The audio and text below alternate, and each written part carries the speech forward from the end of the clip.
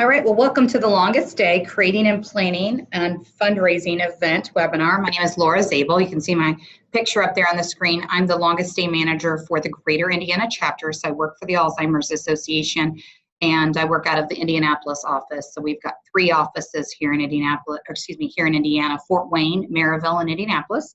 And I've worked for the association for a little over a year, and my primary job is just to coach and support folks that participate in the Longest Day. And I'm joined by Casey Keller, and I'll let her introduce herself, please. Hi, everyone. Super excited that you're here. I'm Casey, and I am the Longest Day Committee Chair for the Greater Indiana chapter. Professionally, I'm an association executive and have been for the past 25 years. And I love spending time working with various associations, helping them develop their programs, raise money, and especially the leadership development aspect for individuals.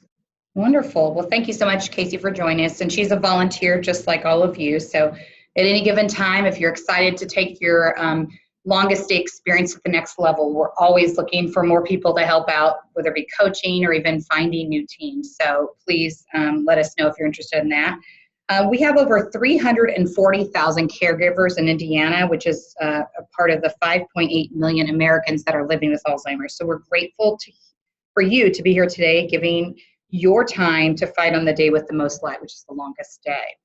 So we'll dive in first and share a little bit about our agenda, what we're going to be talking about today. Everybody always wants to know. We're going to be very prompt about ending on time. So this is a 30-minute webinar. We'll be really respectful of your time. You're giving up your lunch hour. We're going to dive in just briefly covering what the Longest Day is, just making sure level set, everybody understands. Then we really want to feature 2 success stories of 2 folks that have participated in the past, which really can give you kind of a colorful picture of what you could do in your fundraising and how to kind of create and plan and get that up and going. Then we're going to spend a moment, Casey's going to talk about how to select your fundraiser. So if you're joining us today and you're like, I don't really know where to start, we're going to give you a little bit of a foundation for you to start to get that going.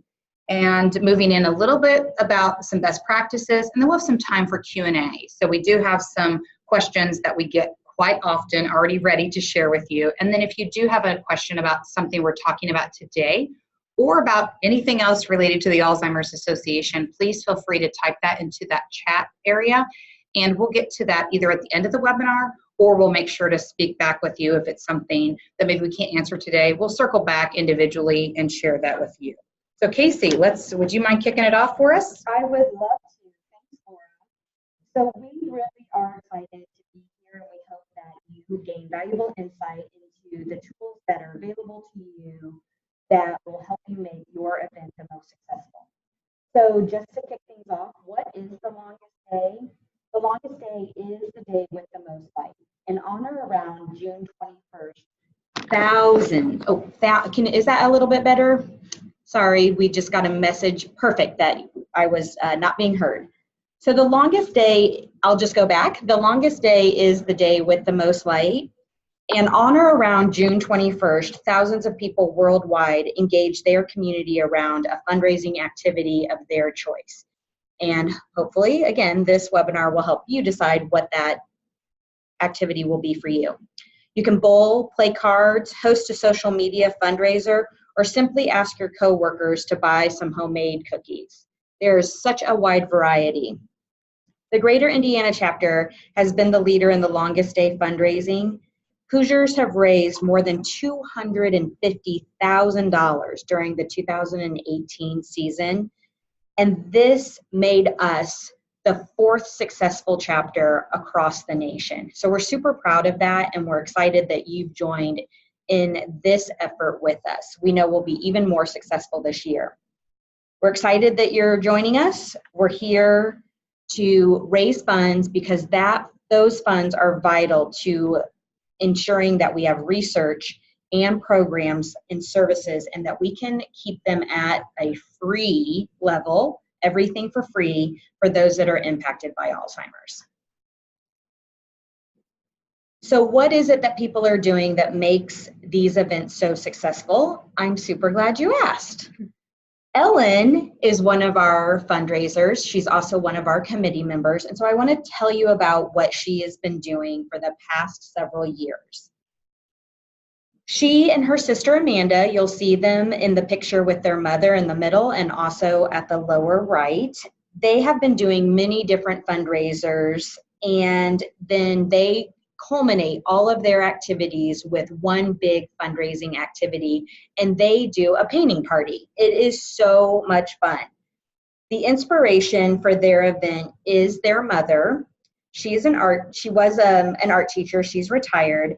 And right after receiving the diagnosis of having Alzheimer's, the family went to Paris. And this was a huge, huge deal because it was a lifelong dream to travel to Paris, but it also was a big deal because they knew that not only were they making that dream come true for the family, but also for a retired art teacher to be able to see some of the greatest artists in a beautiful city. Ellen was really successful. She raised $4,350. That is astonishing. That also is really a huge goal when it comes to fundraising, but I'm going to tell you it is absolutely attainable, and we're going to tell you how. She reached out to donors that were part of her network with her family, her friends, her coworkers. She also utilized the participant center to get information on who had been donating in the past. So there are tools available to you that we'll get into a little bit that will help you know who to reach out to if you do want to take your event beyond your family and friends, or maybe it's your coworkers. She did a great job promoting the event, mainly through Facebook. She has a great connection of friends there, and she encouraged them by sharing her posts. Every time she posted, she encouraged her friends to post on their pages as well, just to drive that information and awareness much further out. She also distributed flyers so that they could be posted on community boards and in businesses. And that was also a critical part of her success, was engaging those businesses.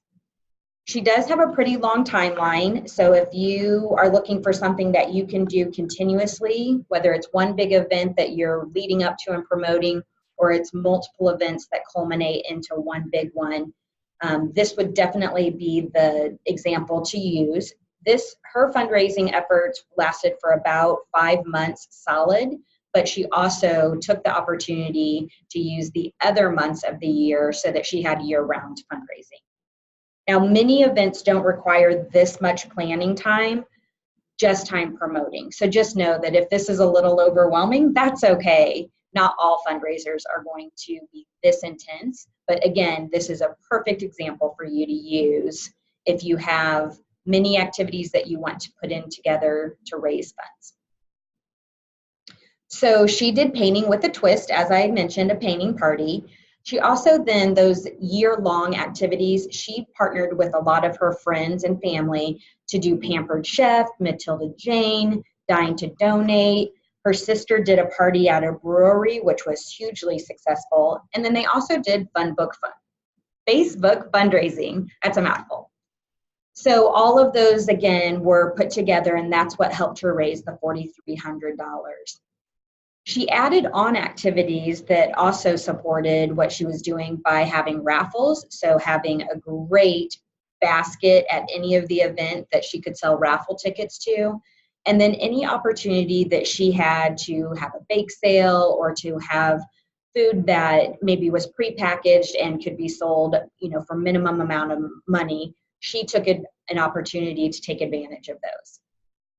The culmination of all of this is celebrated for Ellen and her family on June 21st by having a big family party. She also loved celebrating the success of the fundraising by tracking all of the donors.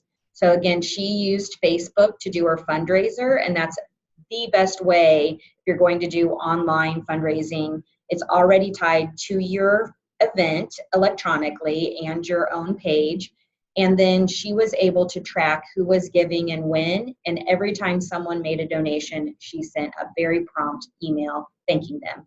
And then she put all of the photos together of all of her activities and did a thank you postcard for her top donors. It was fabulously successful.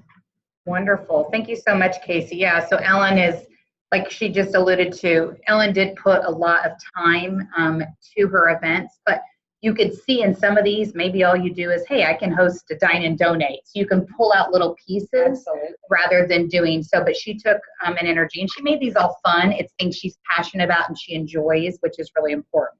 So now we're going to shift over to feature another lovely woman here in the state, Chris, who, as you can see in her picture there, her lovely hat, she's all about the Kentucky Derby. So this gives a really good example of how you can look at what are things that you enjoy, or events, or parties or celebrations, or if it's Mother's Day, but looking at something that people are naturally already engaged around and how you can tie that in and really make anything into a fundraiser. So this was the first year that she participated, and she hosted a Kentucky Derby party. She selected this event really, her inspiration is, and then forgive me, up on the screen here actually, is also, besides that she's a researcher, she also, in honor of her grandma Pearl. So she kind of has two different motivations. She's motivated personally and professionally to really see an outcome and end this disease. She, similarly to Ellen, she really looked to her friends and family, but she also looked to a lot of coworkers. So she saw this as an opportunity to engage current coworkers and even previous. So you can take a lot of these ideas and take them into a workplace with ease. She raised over $800 just in that one event. And she used Evite and sent emails. She says that she basically just asked anybody she could get her hands on to attend, which I think speaks to a lot of that success, is saying, hey, everybody who can come. She had over 30 people that attended, and she did just this one fundraiser during the 2018 season. So let's talk a little bit about what Chris did. So she hosted a party. Actually, one of her friends hosted it at his house. And the Derby thing, I think the costumes really made the event. Myself and Casey were able to attend this, which really brought that kind of element of fun. And I think we want to make sure that when you're picking your fundraiser, that it has an element of fun. That yes, you're making your community more aware and knowledgeable of the disease, but it shouldn't limit your fun factor, because that's the way you get people in the door. So there was lots of costumes, which I think was fun. And she had kids games, as you can see there in some of the pictures. Everybody wore their Derby attire. And how she raised funds. So at this one event, she had tip jars that were sitting out by food and by the drinks area. So her friends brought food and such, and then everybody kind of pitched in and made donations. She also just asked for general donations itself. They did a raffle. So she went around to a couple companies, and don't ever limit yourself. She went to the Indians and got game tickets. She got tickets she got gear from the Fever, and even restaurant gift cards. People are very, very willing to give away product. It's a lot easier for a company to give an item or an in-kind. We even have flyers and letters. So if you want to know how to do this and where to start, we've got those tools that Casey was talking about that we can share with you to know how to frame that conversation up when you go talk to somebody. And naturally bidding on the race, which whoever won, 50% went to the winner and 50% went to the association. So as a built-in mechanism, that's the cool thing about this. She said she was inspired to do this because she loves competition and she loves a party. And so this was a natural tie-in. And the way she celebrated was really obviously thanking and appreciating, but she was really mindful of connecting what the money went to back to the cause. So she made sure that she educated her attendees on what kind of difference they made. So, and Casey's next going to share some considerations that you might want to think about when you're selecting your fundraiser. So, and this is timely, by the way, because the Derby hasn't happened yet, so we can all do Derby parties. That's right. We certainly can, and I love putting on a good hat. So I think we should definitely think about where we're going for the next Derby party. Those events were super fun. As Laura said, we both got to attend them, and they were excellent excuses to not only bring your family and friends together, but also to raise money for a great cause. So if you're feeling a little overwhelmed, that's okay. We have some tips for you on how to select your fundraiser, and then also Laura will get into how to actually plan it with quick and easy steps. So when you are deciding what it is that you want to be doing, we're going to ask you to consider two things. This makes the task a lot less daunting when you consider, what do you enjoy doing? That's the very first question. So as Laura said, Chris loves a competition and she loves a good party. So she really enjoys those two elements, and she put them together to create an event that put people in the room that she could raise awareness with, but also she knew would contribute dollars. Same with Ellen. Next, what we want you to do is we want you to think about how much time do you realistically have to spend on prep work, planning, and also hosting. And we ask you to be realistic about that because we also have tips and we have some tools that are always available if you just don't have time to do a whole lot. That's okay. So anything can be a fundraiser, and you can raise funds your way, however that looks. We want you to enjoy what you're doing, and we want you to spend the amount of time that you want to put into it. So again, that's why we ask you to first take those two things into consideration. If you do think about everything as a fundraiser, we want to give you some tips on how to do it. So if you enjoy yoga, you could simply ask a yogi to have backyard yoga and invite all your friends, have them contribute what it would cost to go to a class, and there you go. Now you've raised funds by doing something that you truly love. If you enjoy baking or sewing, this is another great way that you can raffle off items. You can have a bake sale.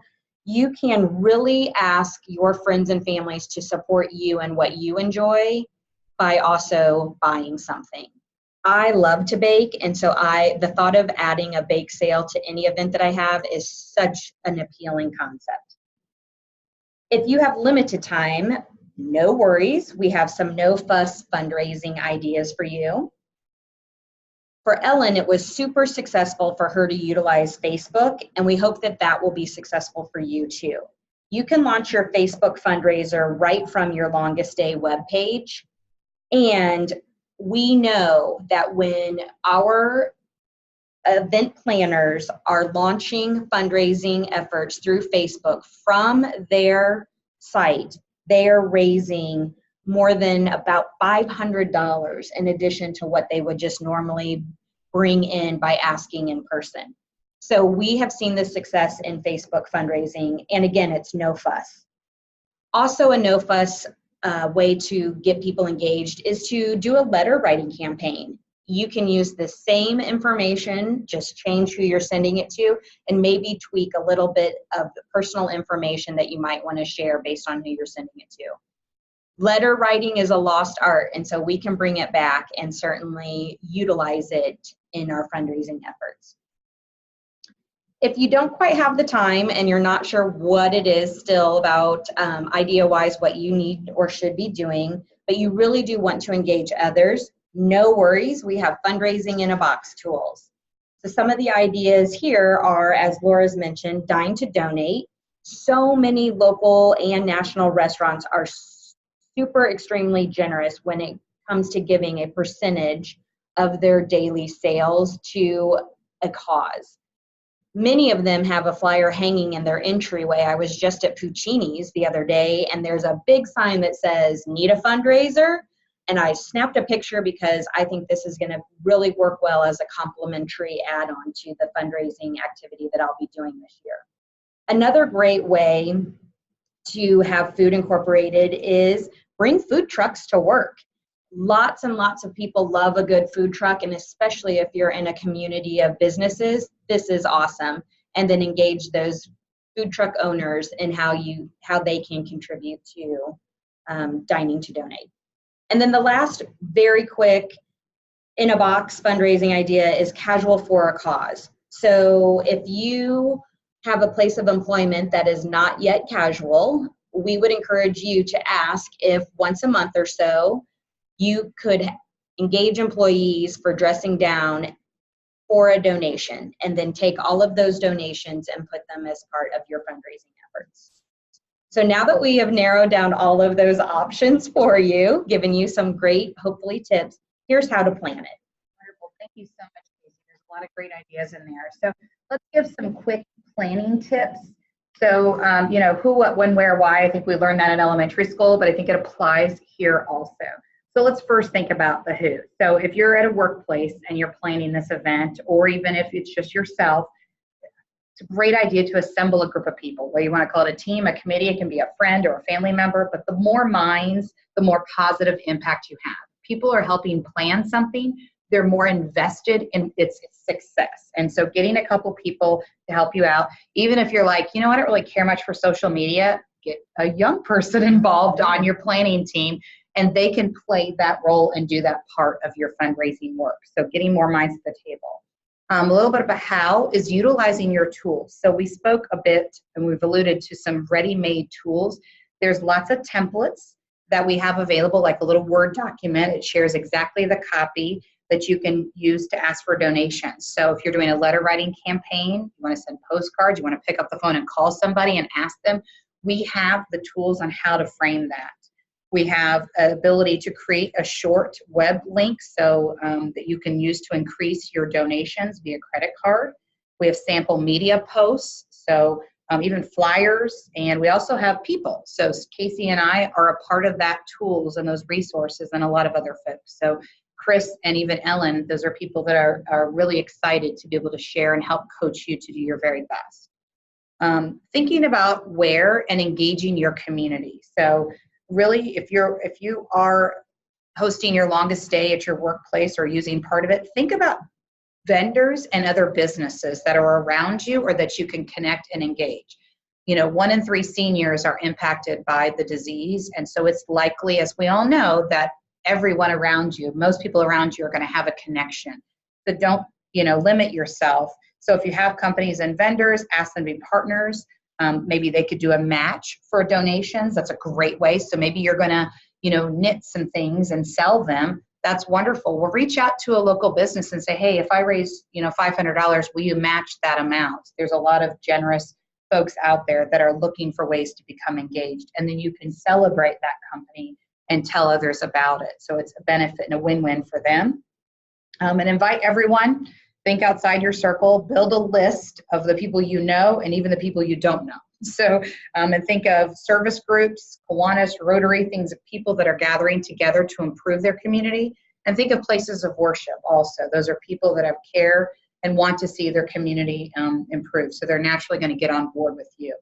And the last is the why. Know why you're doing this. That is what motivates and inspires people to want to participate. And if you, myself included, I don't have a connection to the disease. I'm one of the blessed ones, but I do know the statistics are real. And so I try to share on behalf of the caregivers that are impacted and also the large statistics, those millions of people that have the disease.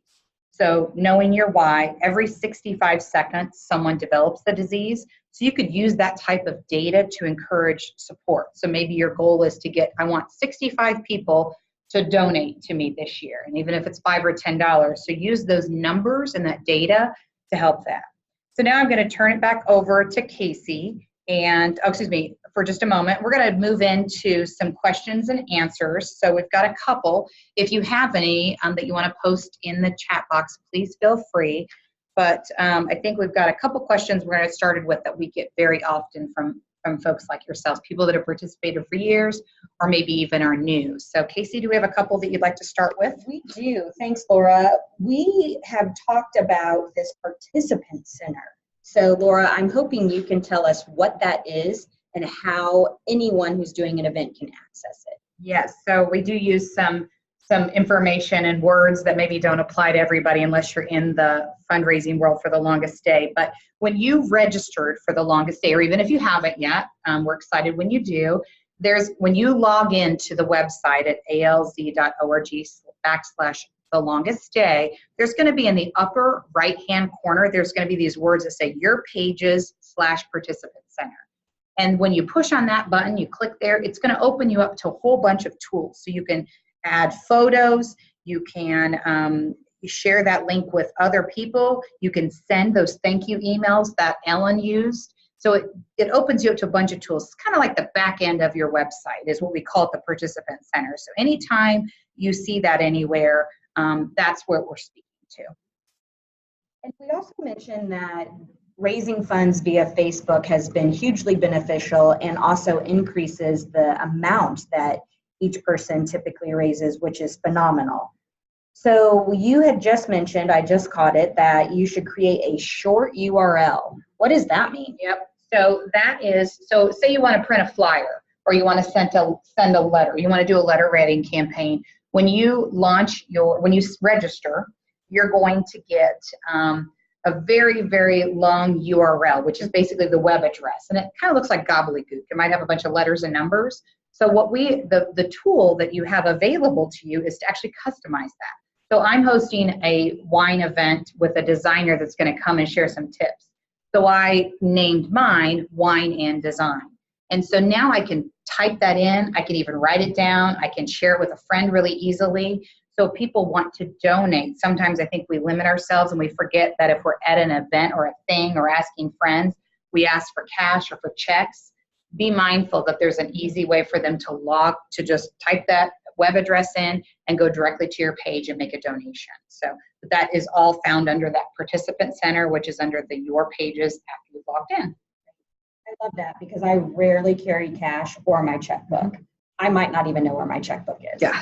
So great. And then another question that we often get is when asking our family and friends to donate, and especially through social media and Facebook, how often is too often to repeat that request to donate?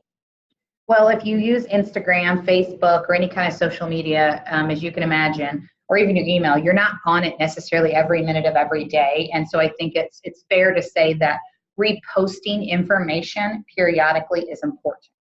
So I just launched my Facebook fundraiser just last week because yesterday was my birthday. So I thought it was a really good time to reach out to my community online to say, hey, if you want to wish me a happy birthday, let's go ahead and help the mission also and donate a helpline call for $25. So it was a natural time for me to start. But I would say every couple weeks, go ahead and repost and make a new ask. And that can be on Instagram, or that can even be, and if you're doing a letter writing campaign, maybe send an email along with that. So use a couple different communication tools. But the one thing you could do is maybe change what you're asking for or why you're asking. So maybe in the first time I said, hey, would you like to donate in honor of my birthday? But then here in a couple weeks, maybe I'll shift it over and say, hey, if you've been impacted, and would you like to donate in honor of your mother around Mother's Day? So it's a different type of ask, and it may talk to people differently. So don't be afraid to kind of think about holidays or other events to change it up and ask your donors differently. And we also, just a reminder, we have sample posts that you can, so you don't even need to think about what to write. You literally can copy and paste it and push go. It makes it that simple. It does make it simple. And I think the best part about not only the participant center, but also the staff here in Indianapolis and also the committee, there is such a great dedication to providing these tools. So at any point you want to call or email, you can. So that is so incredible. It doesn't look like anyone has typed a question into the chat box, but please know that that is still there and available. So if you do have questions, oh wait, I take it back. We do have one question. It says, thank you so much for this. Can funds raised for the event allocate to the fundraising efforts of the walk? That's a very good question. And those people that participate and walk in the longest day, we do get this sometimes. The answer, actually, those are two separate fundraisers. So we see some people that participate in both, some people do either or, but when you do register for the longest day, your tools and the resources the money that you collect will go to your longest day. Now, with that said, it all helps with keeping resources and programs free and for research. So the money that is raised for any of these two signature events that we have, support thing. We find folks maybe do the longest day around an event that they do. That's when they're like, hey, I'm going to do my big yoga activity. And then maybe they'll host a Facebook fundraiser for the walk. So they might see it as separate, and they can see an opportunity to engage two different groups of people in their lives differently. That's a great question. Thanks for asking. We know we're running out of time. We could talk about this for days, and I'm sure most weeks Laura and I do. So we just want you to take away 4 key things. That anything really can be a fundraiser, and please try not to be afraid of asking or asking for help. Donations or help, always ask. We also have ready-made tools that are available to you, and they are accessible in many forms. And then please be certain to share your story or the facts about Alzheimer's. Cool, thank you so much.